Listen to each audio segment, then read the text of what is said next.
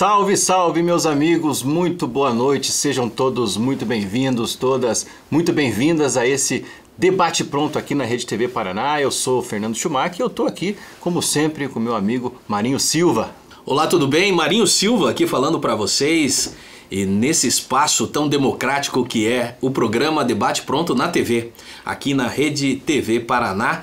E hoje nós temos um programa mais do que especial. Hoje nós estamos trazendo um dos expoentes da política curitibana, paranaense, que é o nosso convidado Rodrigo Marcial, do Partido Novo. Rodrigo, seja muito bem-vindo. E gostaria até de aproveitar, e aqui nós temos, eu acho que umas 10 páginas de currículo do rapaz. Acabou o toner no meio da impressão. Que exagero, que exagero. E eu vou fazer questão de ler um resumo do currículo do Rodrigo Marcial. Então, Rodrigo Marcial é do Partido Novo, vereador em Curitiba, advogado, professor de Economia Aplicada e empresário, formado em Direito pela Universidade Federal do Paraná, com especialização em Direito Tributário. Atualmente exerce pela segunda vez o mandato na Câmara Municipal de Curitiba. Foi autor de ações de repercussão nacional, como a denúncia do monitoramento, esse eu me lembro, hein? A denúncia do monitoramento ilegal das redes sociais pelo Tribunal Superior Eleitoral e a moção de protesto contra abusos de autoridade do Supremo Tribunal Federal. É vice-presidente da Comissão de Serviços Públicos e membro das comissões de Constituição e Justiça e de Segurança Pública e Direitos Humanos. Também lidera a Frente Parlamentar de Inteligência Econômica. Então, não vamos mais economizar. Esse foi o resumo. Esse foi o resumo do resumo do resumo. Então, beleza. Então, já que o nosso convidado, Rodrigo Marcial, é formado também em economia, é professor de economia, então não vamos economizar palavras. Rodrigo, seja muito bem-vindo ao Debate Pronto na TV. Muito obrigado, Marinho. É um prazer estar aqui, prazer estar contigo também, Schumacher. Meus amigos, inclusive de faculdade, fui professor lá na FAI junto a eles. Eu dei algumas aulas de Direito, inclusive no curso coordenado pelo Marinho. E a época ainda mais jovem, eu lá no início, perto de 2020 e 2021, tivemos a pandemia, né, Marinho? Sim. E agora estou muito feliz em vê-los com todo esse sucesso e poder também compartilhar um pouco da minha experiência na Câmara nessas pautas nacionais, mas não só nelas, com esse olhar atento que a gente tem para a cidade de Curitiba, das ideias que a gente traz, que podem sim ser repetidas no Brasil inteiro. Muito bem. Muito quando ele pegou e falou bem assim, nós muito mais novos, né? Ele tá falando de mim. Eu sei. Você é o mais jovem de todos nós aqui. É verdade. Bom, Rodrigo, você tem uma participação muito atuante lá na Câmara Municipal, né? A gente já tratou nesse programa aqui da questão da pandemia, inclusive, que você tocou no assunto, da flexibilização ou cancelamento das multas, né? É uma questão que quero crer que você também é favorável ao abatimento das multas do tempo, aquelas que foram aplicadas aos comerciantes nos tempos da pandemia, né? Eu não só sou favorável, como hoje eu tenho um projeto de lei justamente nesse sentido, para que a gente não tenha qualquer cobrança referente a essas pessoas que muitas vezes estavam num esforço heróico de garantir que a comida chegasse na casa das pessoas, que elas tivessem roupa, por vezes até remédios, e estavam tentando abrir as portas e muitas vezes também pensando na sua própria sobrevivência. A gente sabe que foi um período muito difícil, não só de saúde pública, mas de sobrevivência econômica. Dei aula disso por muito tempo, de economia, e justamente por isso sei como a escassez, a limitação de recursos, a falta de dinheiro na conta são um problema presente na vida dos brasileiros, tendo pandemia ou não. E na pandemia, ainda mais. Não faz sentido, na minha visão, a gente punir a população de Curitiba que tentou ainda assim prestar seu serviço, abrir sua empresa e garantir um mínimo de sobrevivência econômica, ter mais uma punição agora na cobrança das multas referentes àquele período. Então, por isso, a gente apresentou um projeto de lei em parceria com o vereador João Bétega, embora o vereador João Bétega não seja da base, quando vi a ideia, prontamente me aproximei para que pudéssemos fazer isso. Eu até dou um abraço para o pessoal da Abrabar, lá do Fábio Aguaio, que também foi um grande parceiro, justamente nessa proposta, nessa ideia que a gente tenta passar pela Câmara Municipal. Mas na prática, quem tem a caneta para tornar isso realidade é a Prefeitura de Curitiba. E eu não posso ainda te trazer absoluta certeza, Schumacher, mas teremos boas notícias em breve. Estamos num processo de articulação para que justamente isso aconteça o quanto antes. Maravilha. E até, Rodrigo, dentro da tua linha de raciocínio, você comentou com relação ao Bétega que ele não faz parte da base da gestão atual do prefeito Eduardo Pimentel. Como que você se posta com relação à gestão atual? Como que é o teu perfil? O teu perfil é de apoio na construção de uma gestão por parte do Eduardo Pimentel? A tua postura é independência ou a tua postura é de oposição? A gente sabe que oposição não é, mas como que você tramita hoje dentro da Câmara de Vereadores com relação à gestão do Eduardo Pimentel? Nós, do Partido Novo, celebramos um acordo com o Eduardo Pimentel. Nós, na verdade, convidamos ele a assinar uma carta de compromisso com os valores do Partido Novo. Por exemplo, nessa carta de compromisso, a gente tinha uma previsão de que qualquer pessoa que fosse investigada por corrupção em investigação iniciada pelo Ministério Público não poderia fazer parte do governo municipal. Esse foi um compromisso assumido por Eduardo Pimentel, junto ao nosso líder aqui no Paraná, Deltan Dallagnol, de que não tivéssemos sequer investigados. Então, para que a barreira fosse, para que a nossa barreira fosse a mais alta possível contra qualquer tipo de criminalidade, qualquer tipo de irregularidade dentro da prefeitura. Mais do que isso, o Partido Novo pediu ao prefeito Eduardo Pimentel, à época ainda era vice-prefeito, agora prefeito, que nós tivéssemos no Partido Novo, do Partido Novo, uma pessoa na Controladoria Geral do município. O que isso quer dizer? A Controladoria é justamente o órgão da prefeitura que faz essa análise, esse controle internamente para evitar qualquer tipo de irregularidade. E então, ele atendeu? Ele assinou esse documento e está mantendo a sua palavra à risca. No primeiro sinal de irregularidade que tivemos, inclusive, numa tentativa da oposição de fazer escândalo em cima de algo que não tinha absolutamente nada de errado na postura do prefeito, quando se descobriu de uma irregularidade do então presidente do Instituto Municipal de Turismo, na exata mesma data, no mesmo dia, tivemos a exoneração desse presidente. Agora temos um presidente interino nessa organização e eu ouvi, inclusive, das pessoas próximas ao próprio prefeito, de que queria um pente fino para não correr risco de que tivéssemos qualquer irregularidade. E é importante frisar que essa exoneração não aconteceu porque fez algo de errado aqui em Curitiba. Não é que nem lá em Brasília, que teve um ministro que caiu apenas depois de um grande escândalo em que as pessoas já tinham sido roubadas.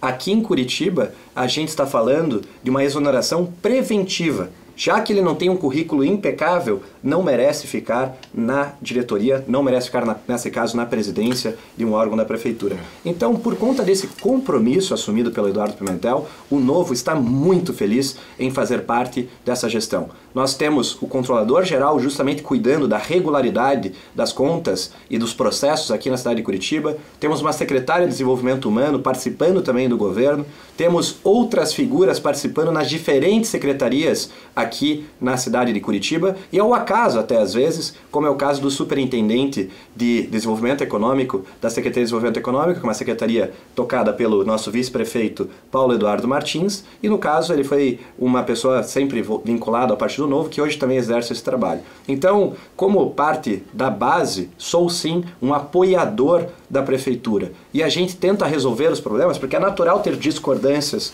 com o nosso prefeito em questões tópicas, mas a gente resolve esses problemas na prática, de forma efetiva. A gente não faz escândalo, mas quando entende que tem alguma coisa fora daquilo que nós gostaríamos de ver para a cidade, a gente traz para a prefeitura e tentamos junto a ela compor e resolver. Essa semana aconteceu justamente isso, num projeto em relação à possibilidade da prefeitura usar fundos do terceiro setor, as sobras desses fundos, superávit, como eles chamam.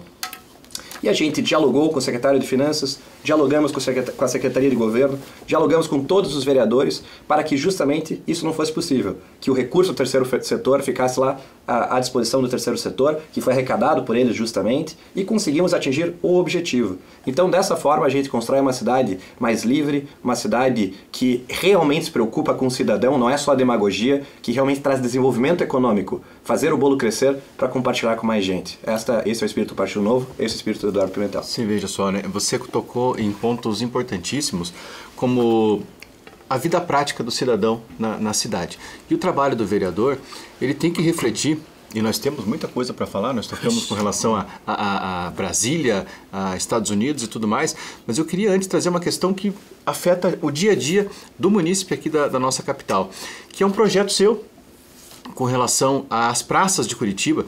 E eu não sei se aí você me corrija se eu estiver errado, se isso é semelhante ao projeto lá de São Paulo relativo aos naming rights dos espaços públicos, que eles iam vender os naming rights dos espaços públicos. Por exemplo, ia ter a Praça Burger King, sei lá. Aliás, o Burger King, produção pode ligar lá e começar o primeiro a cobrar. merchan nosso hoje, né? É o primeiro. Você quer falar mais algum aí? Não. Não. Então fica Estamos só em negociação. Então, beleza. Estamos em negociação. Então esse é o primeiro jabá. Mas enfim, essa venda dos naming rights. Mas o projeto aqui é de adoção de praças, né, Rodrigo? É um pouco diferente. Explica para quem está em casa, então, esse teu projeto, que já, aliás, já não é mais projeto, né? Já foi aprovado, inclusive, com relação à adoção de praças em Curitiba. É isso aí, agora já é lei. Ela foi sancionada na quarta-feira pelo prefeito Eduardo Pimentel, e eu já tenho acesso, inclusive, a toda a plataforma que está sendo desenvolvida internamente dentro da prefeitura e logo mais vai ser disponibilizada para a população de Curitiba. E vou explicar.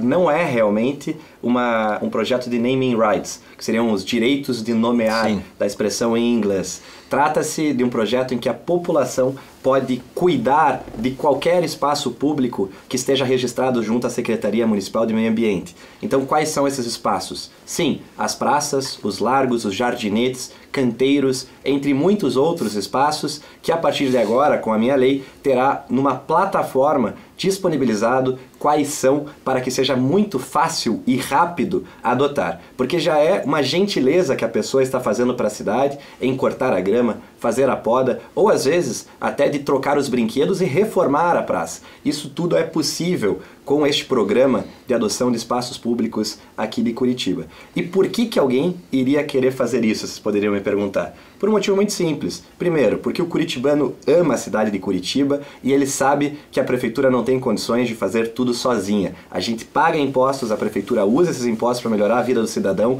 mas a gente tem são mais de 1000 espaços públicos aqui na cidade e o custo de manter isso nos trinques, como acontece já em muitas praças, não é barato. Então, para um empresário, para um dono de um escritório de advocacia, para uma pessoa que seja uma celebridade, às vezes do bairro, que tenha um pouco mais de dinheiro, um filântropo que queira devolver para a cidade, ele pode fazer isso. E não apenas ele receberá este reconhecimento da cidade, como terá também a possibilidade de fazer um pouco de publicidade sobre esse acordo celebrado. Então agora o meu desafio é justamente dialogar com a prefeitura para que a gente possa ter uma publicidade um pouco maior. Hoje são só 35 centímetros por 35 centímetros, é uma placa um pouco pequena. Eu gostaria que, assim como temos nos pontos de ônibus, assim como temos nos bicicletários, pudéssemos ter aqueles totens ou aqueles relógios que vão para cima, apenas para que a gente possa divulgar esse tipo justamente de adoção, esse tipo de participação cidadã,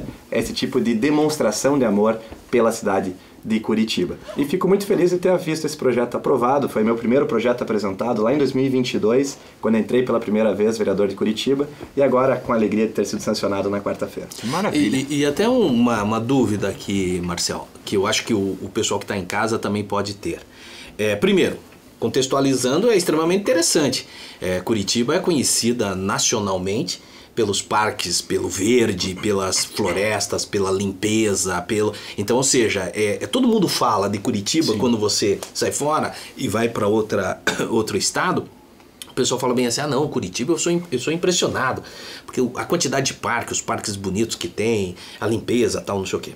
Então, ou seja, isso é muito bacana. Outra coisa, outro link que eu faço é que eu me lembro de Joinville do nosso amigo Adriano Silva lá, e Joinville também adotou uma possibilidade da adoção dos espaços públicos pela comunidade e está tendo um sucesso gigantesco, né? Uhum.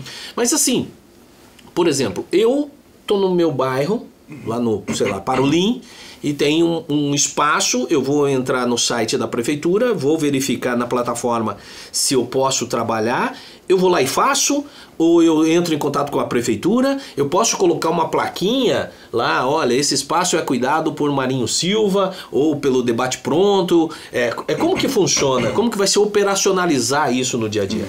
Rodrigo vai explicar isso tudo pra gente.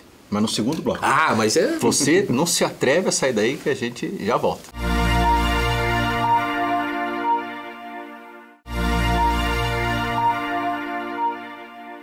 Estamos voltando com o debate pronto e você vê que a gente tem umas sacadas diferentes, né? A gente faz uma pergunta extremamente interessante e deixa para quebrada de bloco justamente para você não sair daí, não. De você ficar junto com a gente. Rodrigo, então eu perguntei com relação a como vai se operacionalizar esta adoção dos espaços públicos, se você pudesse nos explicar. Claro, a gente já tem um programa aqui em Curitiba há 20 anos, mas apesar disso, a gente não tem nem 20 espaços públicos hoje adotados aqui na cidade de Curitiba. Então, o problema era justamente isso, e é justamente por isso que eu apresentei um projeto de lei que se tornou lei agora, para simplificar, para modernizar e para atrair mais gente para adotar esses espaços na cidade, para que a cidade inteira cuide de Curitiba como se fosse sua. E justamente com esta mudança, a gente vai sair de um processo que era todo manual, que você tinha que ir até a Secretaria do Meio Ambiente, apresentar documentos físicos e requerer a passar por uma comissão de análise de cada um dos processos de adoção, para um processo digitalizado. É justamente isso que a lei possibilita. A gente cria um mapa da cidade de Curitiba. Eu ainda não posso mostrar para vocês, mas em breve a gente vai anunciar este novo programa de adoção de espaços públicos junto à gestão do prefeito Eduardo Pimentel, e eu serei um grande buscador de investimento para a cidade de Curitiba. Não, mas e já fica o convite, manda para nós, manda vídeo, a gente faz um corte, a gente faz nos outros programas, a gente mostra para os nossos patrocinadores, para quem quiser, pode mandar que a gente coloca, hein? E por que não fazer justamente uma praça debate pronto? Hoje, justamente, você não pode mudar o nome da praça. Você não vai pegar uma Praça Osório e transformá-la em Praça Osório Debate Pronto. Ainda não, na verdade, porque esse também é um outro projeto que a gente tem na Câmara Municipal e que ontem mesmo estávamos conversando com o presidente da URBS, o Ogeni, sobre essa ideia do naming rights, dos direitos de nomear os espaços aqui em Curitiba. Não é para mudar o nome da Praça Osório, sim, mas para virar justamente Praça Osório Debate Pronto. Você usa as duas terminologias para incentivar ainda mais a adoção, o investimento nos espaços públicos de Curitiba. Porque quem investe muitas vezes é rico, cheio do dinheiro, ele ganha ali a exposição, mas quem colhe esse benefício é quem está na praça todos os dias, é quem mora ali perto desse espaço público. E eu sempre falo, não precisa ser rico para fazer o bem, não precisa ser rico para cuidar bem daquilo que é de todos. Então eu pretendo também, nesse início da próxima campanha, convidar as pessoas a não precisar adotar uma praça formalmente, fazer um documento, ou ainda entrar no site e fazer um requerimento. A gente pode, por vezes, ter um jardinete logo à frente da sua casa, que você planta algumas flores, que você coloca uma coroa de flores ao redor de uma árvore, e eu pretendo justamente trazer mais gente a fazer isso. É o que deu certo lá em Joinville, Marinho, e é o que pode dar certo também aqui em Curitiba. Esse projeto, ele não surge do acaso, foi justamente do estudo, procurando em São Paulo, um exemplo, em Joinville, em outras cidades como Florianópolis, que quase metade dos espaços são adotados. Curitiba não tem nem quase 1% de espaços adotados. Vamos transformar isso também em muito mais. Não, e depois tem um detalhe muito interessante, porque além do munícipe que ocupa aquele espaço, ele acabar utilizando um espaço muito mais atualizado, limpo, adequado, faz com que a prefeitura deixe de investir o dinheiro público naquele local e esses valores de tantos espaços públicos que nós temos na cidade de Curitiba possam ser direcionados, por exemplo, para assistência social, com certeza. Pode ser para segurança, para saúde, que são outras prioridades também das pessoas. Ou seja, quem acaba ganhando são todos os moradores da cidade de Curitiba. Já falando, você viu que eu já fiz uma ponte com assistente social. Sim. E já podemos falar sobre uma outra pergunta de um outro projeto muito interessante. Eu não confesso que não peguei. Que o Rodrigo Marcial falou. Não, mas é que eu fiz assim só pra... Você tá muito eu tô muito rápido no raciocínio. Nem eu me compreendo. Né? Às vezes eu começo a falar e responder para mim mesmo. Então pergunta. Mas assim, outra defesa muito grande do Rodrigo Marcial na Câmara diz respeito às pessoas, não falam mais moradores de rua, né? É Mas nóia que chama. É nóia. É nóia. Nome científico é nóia. É nóia aqui. Então, você poderia falar sobre os nóia? A expressão que se usa hoje em dia é pessoas em situação de rua. Eu, particularmente, acho que é um eufemismo, porque você chamar de morador de rua, você chamar de nóia, você chamar de pessoa em situação de rua, você está apenas tentando assinalar virtudes, demonstrar que você é uma pessoa virtuosa, sem na prática fazer nada. Eu lhe garanto que se você for conversar com uma pessoa na rua e chamá-la de moradora de rua, ela não vai ficar ofendida contigo, alguém vai ficar ofendida por ela. Então, a terminologia que se usa, e a gente acaba também usando por conta da vivência pública, é das pessoas em situação de rua. E eu tenho sim um projeto sobre isso. Sim, é verdade, esse projeto de adoção de praças funciona também como uma forma de melhorar o espaço público, iluminar um espaço público e, por vezes, até retirar pessoas de uma praça ou de um local onde estão guardando drogas, estão guardando facas, enfim, estão guardando seus pertences em uma praça que tenha, por exemplo, um arbusto mais alto. Ainda que o arbusto seja bonito, precisa ter um olhar atento que, por vezes, apenas um adotante pode resolver.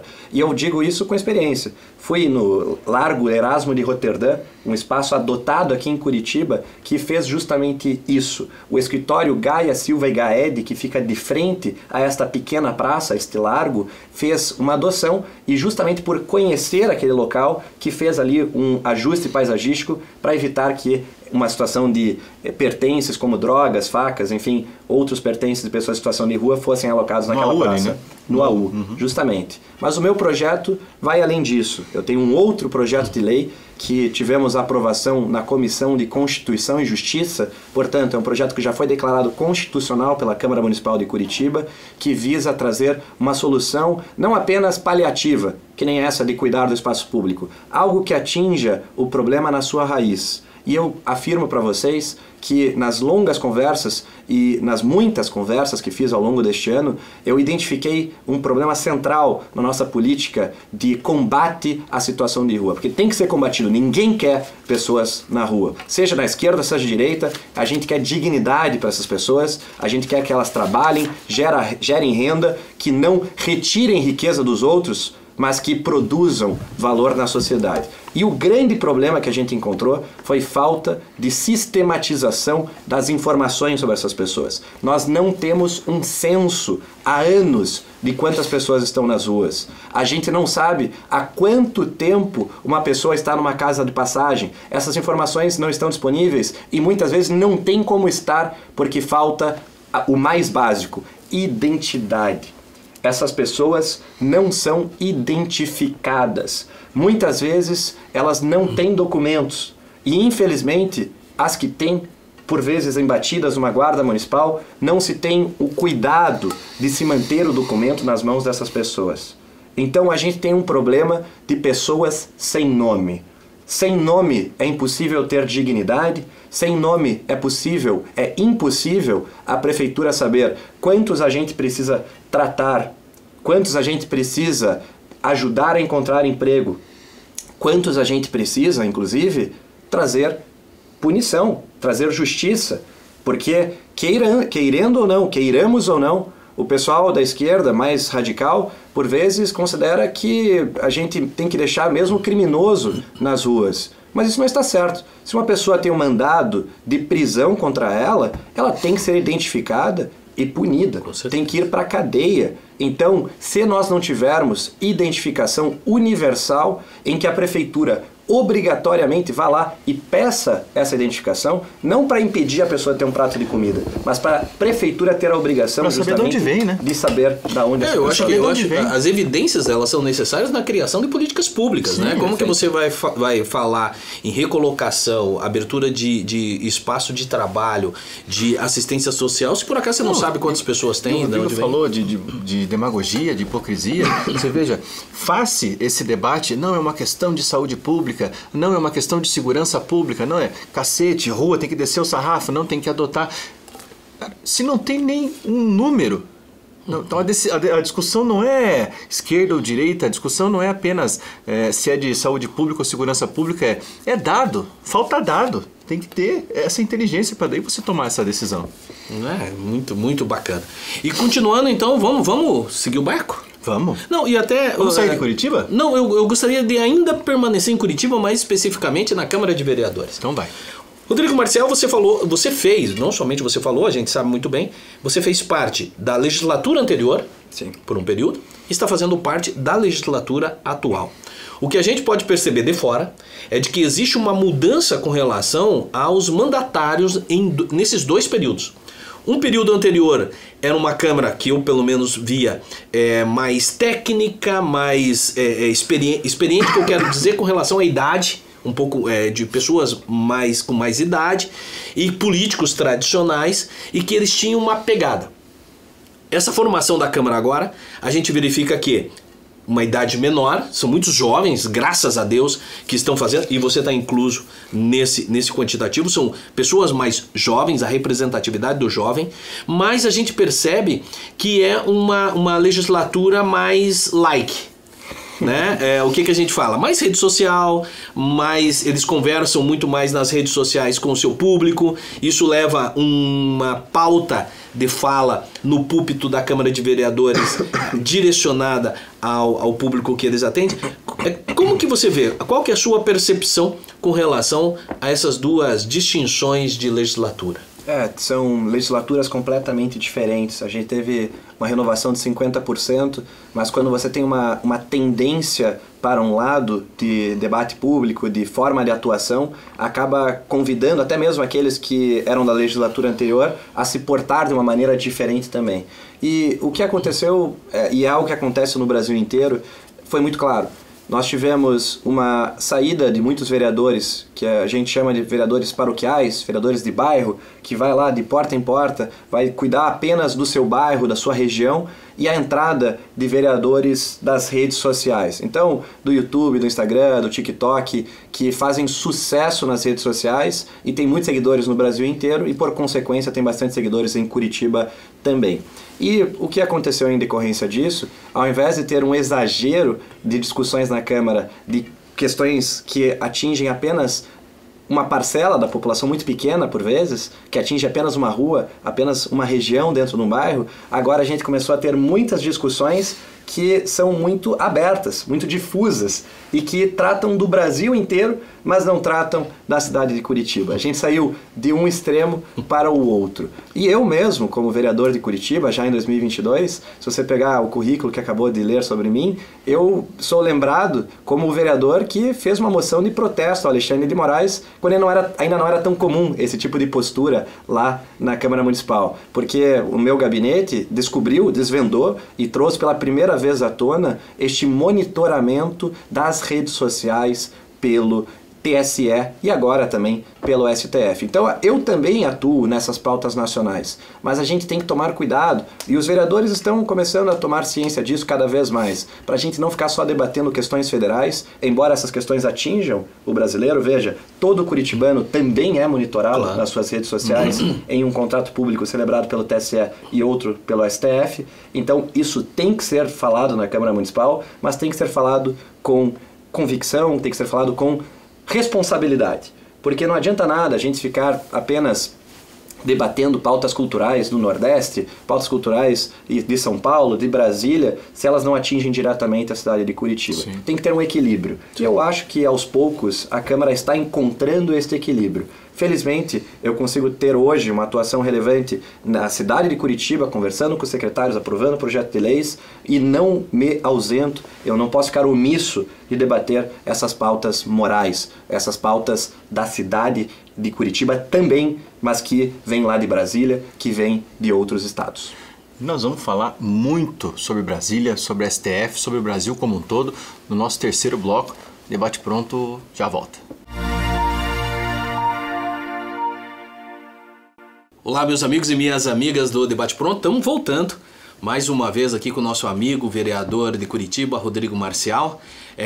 E o Schumacher pegou e comentou no bloco anterior para a gente sair um pouco provisoriamente de Curitiba, viajar um pouco pelo Brasil. Sim. E agora nós estamos aproveitando, inclusive, porque hoje é o Dia dos Namorados, então nós estamos numa quinta-feira, e hoje, dia 12 de junho, é o Dia dos Namorados. E eu gostaria de saber, Rodrigo Marcial, esse namoro teu, que pelo que eu estou percebendo é uma relação meio tóxica com Alexandre de Moraes. Uma relação abusiva. Namoro com Alexandre de Moraes, mas quer acabar comigo, Maria. É uma relação meio conturbada, tóxica, que poderia ter ali a Lei Maria da Penha, mas como que está?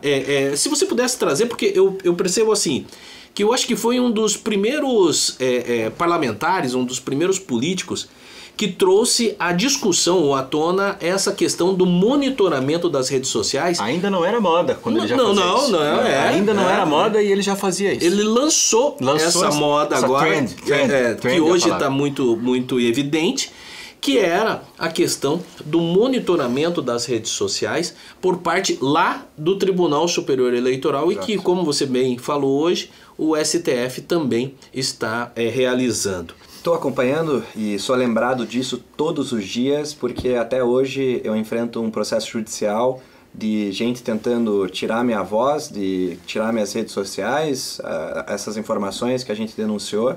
Então, essa relação tóxica e longe de ser um namoro, Maria... Se existe Maria da Penha, de tanto que a gente bate no Alexandre de Moraes por todos os erros que ele comete.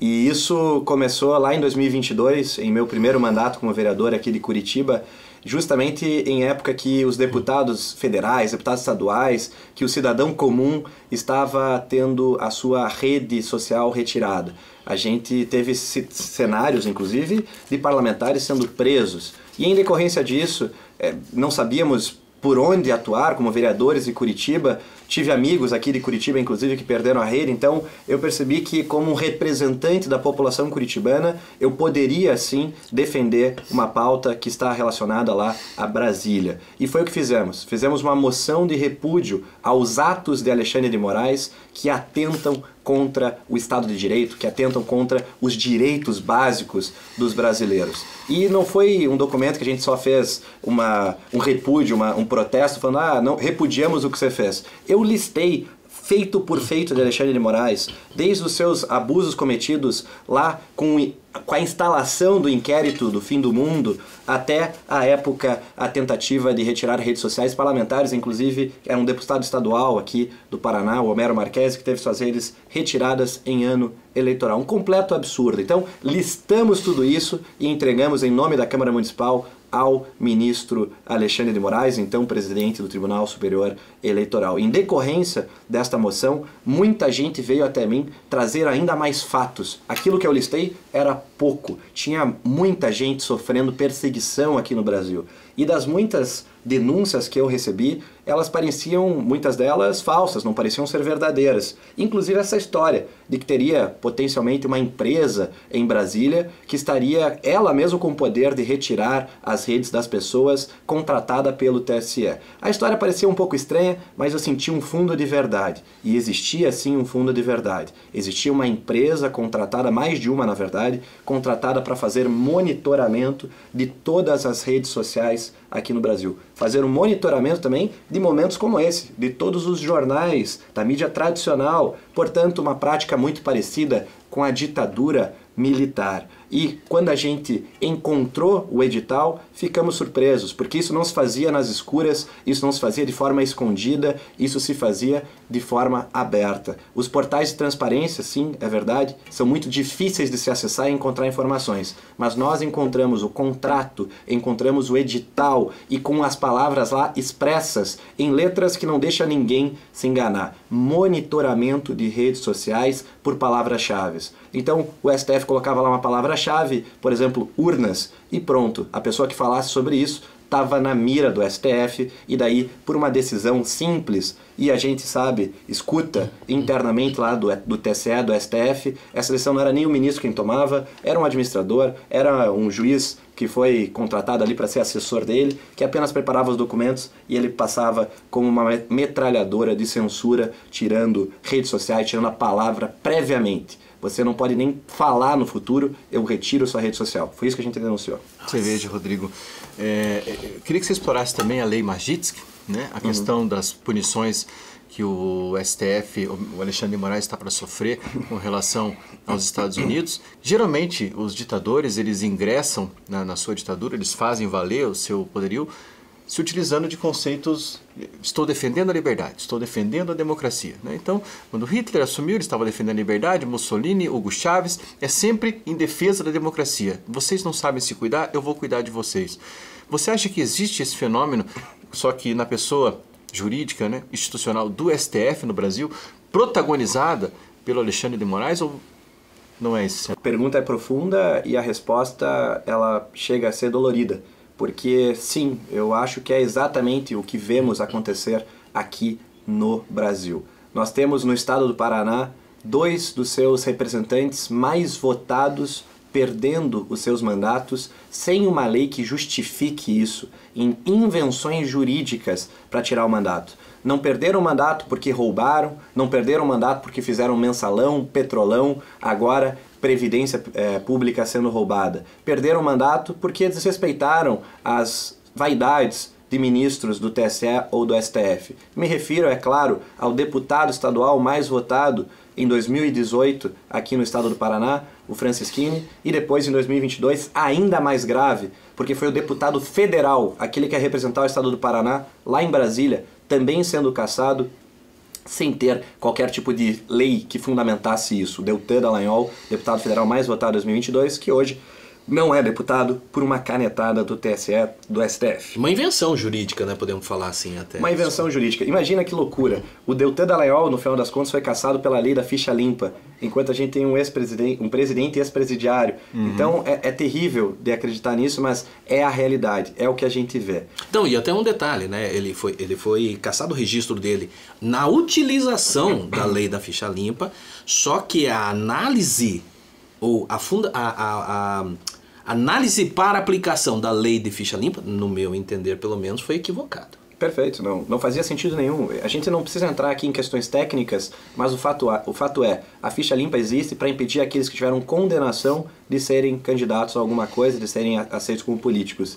No caso do Deltan Dallagnol, não teve condenação alguma, nem administrativa. Ele estava sendo investigado numa investigação, o que é comum dentro de órgãos do poder público, e também, claro, existia uma motivação política de perseguição dentro daquele órgão do poder público, do Ministério Público. Ao sair do Ministério Público, o TSE, o STF entendeu que ele seria condenado. Se ele seria. Se ele fosse, se mantivesse-se dentro do Ministério Público, ele seria condenado e, portanto, deixaria de ter ficha limpa e, em razão disso, perderia o mandato. Que é uma loucura. E é justamente por esse tipo de loucura, por esse tipo de estrangulamento da verdade, que nós temos uma resposta de algum lugar. Ao menos de algum lugar está vindo uma resposta. Justamente nesse caso dos Estados Unidos, que, analisando essa postura que atenta contra os direitos mais básicos, contra o que há de mais razoável, mais básico de razoabilidade, que eles estão cogitando dar sanções, isto é, punições para quem está cometendo esse tipo de delito. E isso é algo muito importante, porque ao invés de punir o Brasil inteiro, como já acontecia no passado, então imagine, o pobre brasileiro não poderia comprar um produto americano que é às vezes mais barato do que um outro produto europeu, porque um presidente, porque um ministro está fazendo algo de errado. Eles, os americanos, aprenderam que isso não é uma solução razoável. Qual é uma solução muito melhor? Vamos punir aqueles que estão cometendo o crime, e não quem está no Brasil como um todo. E é isso que a lei que foi citada aqui pelo Schumacher possibilita, que a gente pegue o Alexandre de Moraes, por exemplo, e fale, Alexandre, os americanos falariam, você não pode mais entrar nos Estados Unidos, você não pode fazer mais negócios com algumas empresas americanas, como bancos americanos. Então você não vai poder mais ter conta em bancos que têm negócios com bancos americanos. Então você não vai conseguir receber teu dinheiro, por exemplo, do seu salário. Você vai poder comprar, em tese, o próprio Alexandre de Moraes não poderia contratar uma Netflix, uma Amazon Prime, não conseguiria usar os serviços que dependem do sistema bancário americano. Então isso pressiona. E eu lhe garanto, Alexandre de Moraes, o ministro Barroso, o Zanin, o ministro Toffoli, são todos muito vaidosos. Todos eles gostam de viajar, gostam de participar de uma Copa do Mundo que teremos agora nos Estados Unidos e no México, gostam de participar de palestras na ONU lá em Nova York. Eles adoram esse tipo de situação porque valida o que eles fazem aqui internamente. E uma sanção como essa vai ser sentida e vai ser muito dolorida para esses ministros. Eles vão querer se remexer para impedir que isso aconteça. Então é uma pressão importante aqui dentro do Brasil para que a democracia seja completa, para que tenhamos realmente uma república, uma coisa pública, que não seja apenas patrimônio de quem é ministro, de quem é deputado, de quem é presidente, mas com a República Federativa Brasileira garantindo os direitos mais básicos, e se a gente não consegue fazer isso sozinho, que tenhamos um abraço, que tenhamos uma ajuda de quem está fora e defende esses mesmos valores. Você sabe que essa questão ela tem unido até a extrema esquerda. Eu vi, não sei se vocês viram um vídeo do Rui Costa Pimenta, presidente do PCO, se não me engano. É, o presidente do PCO. É isso aí. Defendendo a Carla Zambelli, defendendo e falando claramente, abertamente, que nós estamos sob a lei da mordaça. Eu acho que falei para você, né? O meu TikTok, por exemplo, também está banido até 2034. E eu fiz 2 vídeos, um falando dos salários dos magistrados e o outro foi um vídeo que vocês devem ter visto, que era o Barroso sobrevoando, na época, as queimadas no Pantanal, alguma coisa assim. Eu pensei, meu Deus do céu, o que o ministro do STF está fazendo lá? Ele é o executivo, ele vai analisar a foto estampada do Barroso sobrevoando para ver que medidas o STF vai tomar, ou seja, agindo como se executivo fosse, como se legislativo fosse. Aí que é a pergunta que eu quero chegar. Não é por conta do enfraquecimento dos demais poderes ou uma falta de qualidade dos demais poderes, daí o Supremo se agiganta.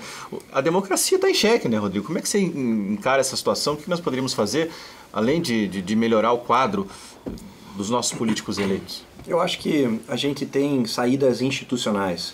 A gente tem como resolver internamente esse problema de um ministro ou muitos ministros que estejam indo além das suas competências, além dos seus poderes. A solução correta seria do nosso Senado trazer a responsabilidade de ministros que estão cometendo infrações, o que são chamados crimes de responsabilidade, justamente. Então, quando um ministro do STF, como Flávio Dino, participa de um palanque político e defende claramente uma posição político-partidária, ideológica, falando de governador de outros estados, dando opiniões sobre quem tem que ser candidato, quem não tem que ser, ele está cometendo um crime de responsabilidade. Um ministro que age fora das suas competências e começa a interferir em outros poderes, como fez Gilmar Mendes, por exemplo, e outros ministros do STF, ao tentar participar da eleição do presidente do Senado, também está cometendo crime de responsabilidade. E qual que é a consequência prevista na Constituição brasileira para esse tipo de crime? É o impeachment.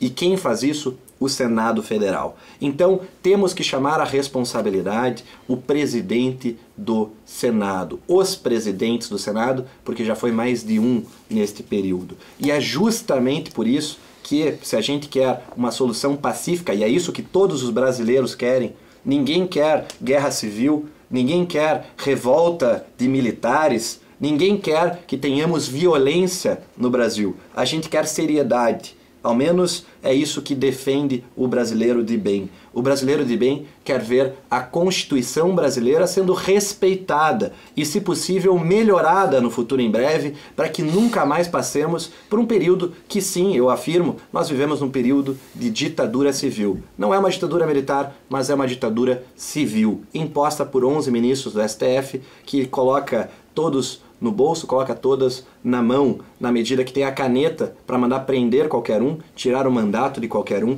calar qualquer um. Infelizmente, nós estamos chegando no final do terceiro bloco. Da entrevista com o Rodrigo Marcial, vereador aqui de Curitiba, do Partido Novo.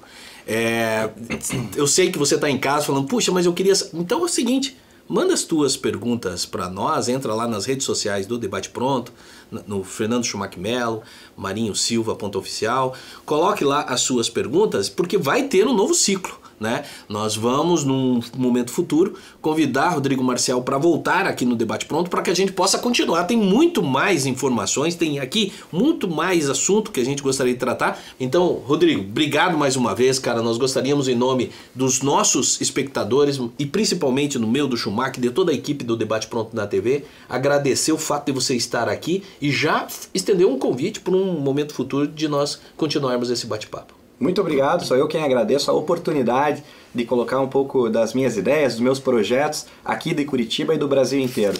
E é importante deixar uma mensagem de esperança.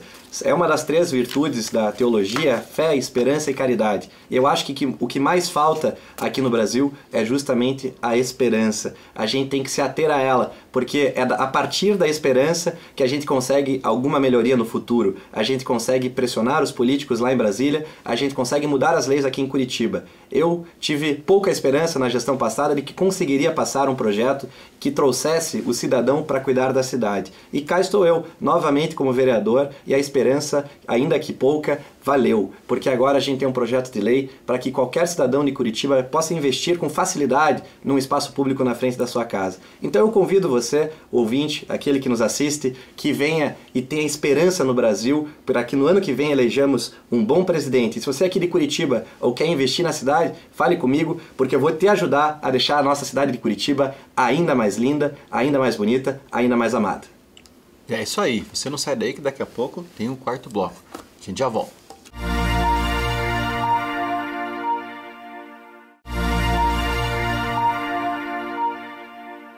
Olá, tudo bem, meus amigos do Debate Pronto? Então vamos voltar para o nosso último bloco e falamos agora um monte com o vereador de Curitiba, Rodrigo Marcial, e nós vamos falar de algo muito interessante, porque vamos continuar em eleições e política, né? Sim. Eleições unificadas sem reeleição. Sem reeleição. Você viu que existe um projeto de lei que está tramitando no Senado. Uma PEC. Uma PEC mesmo, uma proposta de emenda à Constituição, e que busca alterar novamente, porque nessa Constituição nós já alteramos. Já. Porque antes era mandato do presidente do Poder Executivo de 5 anos, nós diminuímos para 4 com possibilidade de reeleição, e agora está em discussão novamente se reduz o tempo ou não autoriza a reeleição do Poder Executivo. Eu acho importante a gente até relembrar que o Instituto da Reeleição, ele começou novamente no Brasil ali em 97, né?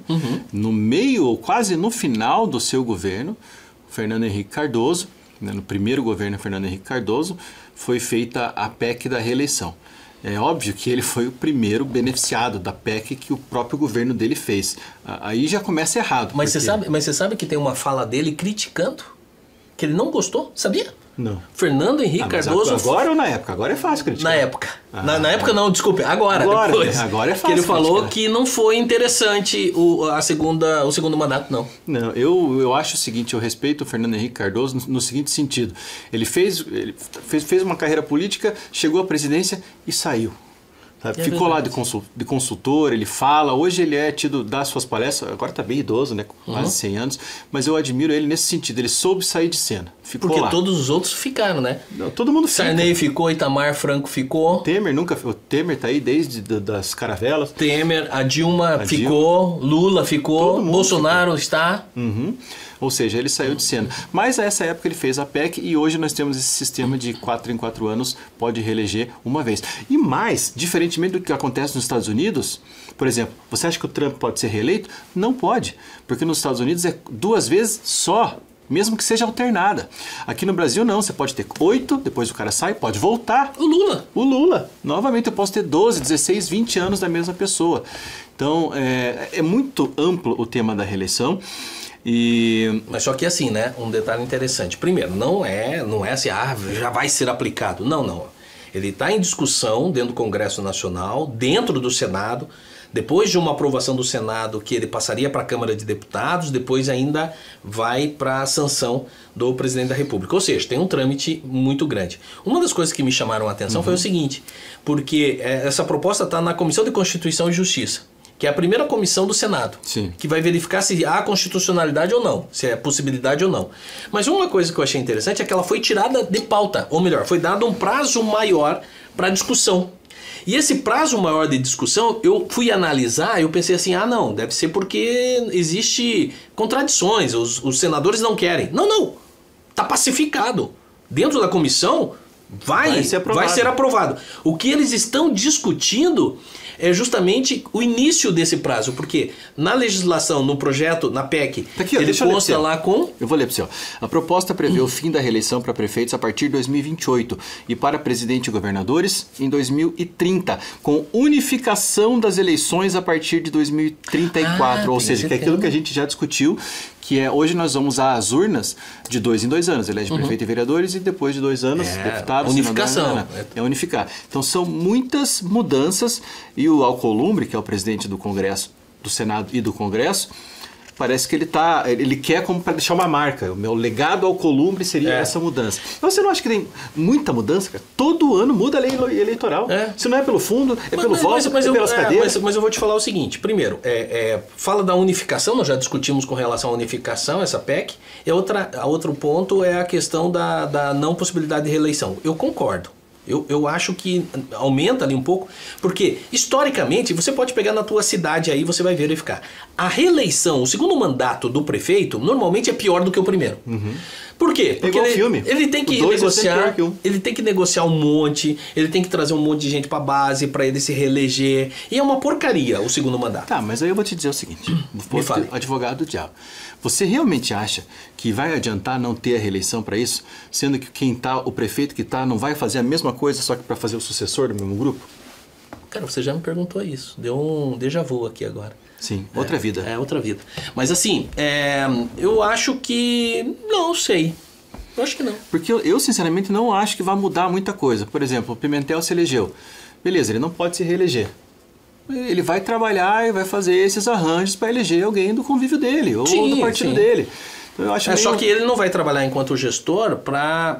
isso daqui eu não vou colocar porque isso daqui é contrário ao interesse da população, mas é necessário, porque senão eu não vou me reeleger, né? Então, assim, primeiro, esse é um detalhe que tem que ser visto. A segunda situação, o que eles estão discutindo? O prazo para efetivo unificação e mandato.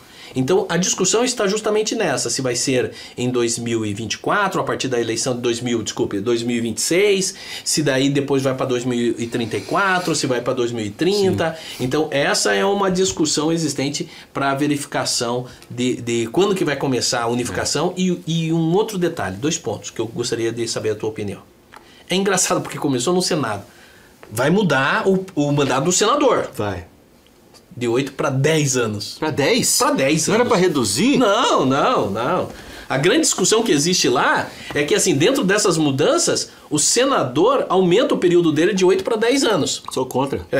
E um outro detalhe também interessante é que só se aplica isso para o Poder Executivo. Por que não falar em não possibilidade de reeleição ou até mesmo uma única reeleição para os representantes do Poder Legislativo? Sim. Porque é contra o interesse deles que vão fazer a PEC? Então, é esse casuísmo e de discutir as questões pela metade que me incomoda, sabe? Se quer fazer, primeiro assim, eu acho que não deveria mudar. Nós já temos bagunça o suficiente. Se perguntar para o eleitor médio, o eleitor não sabe dizer para você como é que funciona o nosso sistema eleitoral. Não sabe. De 10 pessoas, 9 não sabem te explicar. Então, e vai mudar de novo. Então eu acho que não sabe, a democracia tem que ser, precisa de tempo para maturar, precisa de tempo para aprender. Nós temos aí 40 anos, pouco mais, nem isso de democracia nova. Então tem que deixar o povo se acostumar do jeito que é. Posso? Só para concluir, mudanças a todo momento. Não dá. Aí como é que a gente vai... Eu fico revoltado. Mas eu posso colocar um tempero aí? Pimenta? É pimenta? Apimentar o teu molho? Primeiro porque acontece o seguinte, vamos falar então da reeleição, né? Qual que era a ideia, qual que era o intuito da reeleição? Era que realmente fosse reeleito aqueles prefeitos, governadores, presidente da república que estivesse fazendo uma boa gestão. Sim. Então era valorizar o bom, que não é o que acontece, né? Segundo detalhe, você veja que analise comigo. Não há um excesso ou um ganho. Eu estou concorrendo a ser prefeito da minha cidade. e a outra pessoa está saindo para reeleição. Ela tem a máquina pública, ela tem campanha durante 4 anos, ela tem o financiamento da administração pública, ela tem todos os servidores e cargos comissionados e eu não tenho nada. Então, ou seja, eu não estou saindo em desvantagem dessa campanha? Com certeza. Que a gente estuda, você que não é do ramo do direito, eu vou te ensinar que a pior mentira do curso de direito é que a Constituição brasileira, a gente entra lá na faculdade, eles dizem para nós, a Constituição brasileira é rígida, a Constituição brasileira é não sei o quê, a Constituição brasileira é sólida, nada disso. O cara muda a hora que quer a nossa Constituição. Bota um artigo na lei que diz assim, pelo menos para os próximos 50 anos nós não vamos mudar. Vamos deixar assim e vamos ver, porque a análise de longo prazo precisa de tempo para ser feita. Então, se for para mudar, que mude para ser algo duradouro, que não fique aí ao sabor dos próximos eleitos, Marinho. Não, então assim, gente, eu acho que é Primeiro, vamos por partes, né? Primeira situação, é uma legislação? Não, ainda está em discussão dentro do Senado, primeiro detalhe. Segundo detalhe, mas já foi aprovada no Senado? Não, está na primeira comissão, que é de Constituição e Justiça. Sendo aprovado na Comissão de Constituição e Justiça, pelo que nós estamos percebendo, vai ser aprovado, tem uns ajustes ali de quando que começará, aí vai para a plenária do Senado. Depois da plenária do Senado, tem que ir para a Câmara de Deputados, tem que ser discutido na Câmara dos Deputados. Uma outra característica disso, não mexe nos direitos dos parlamentares, do Poder Legislativo, mexe para aumentar o prazo. A discussão que eles querem, uma proposta que existe é de aumentar de 8 para 10 anos o mandato do senador. Mexe aonde? No Executivo. Isso é bom? Pode ser bom, tem a base que apoia, tem muitos argumentos favoráveis, também tem muitos argumentos desfavoráveis. Então assim, é uma discussão válida. Eu acho que nós estamos no momento, tem que criar essa cultura de discutir para verificar se por acaso isso é importante ou não para o Brasil e se vai efetivamente mudar a vida dos brasileiros. Senhores, é isso que nós gostaríamos. Infelizmente o programa já está se encerrando. Nós gostaríamos de agradecer a participação de todos vocês. Vocês que nos ajudam a construir um debate pronto melhor através das provocações que vocês fazem, dos comentários. Então continue a nos seguindo, continue a compartilhar isso daí para mais pessoas. É isso aí. E a gente se vê quinta-feira que vem ou no sábado na nossa reprise. Contamos com você. Um abraço. Tchau.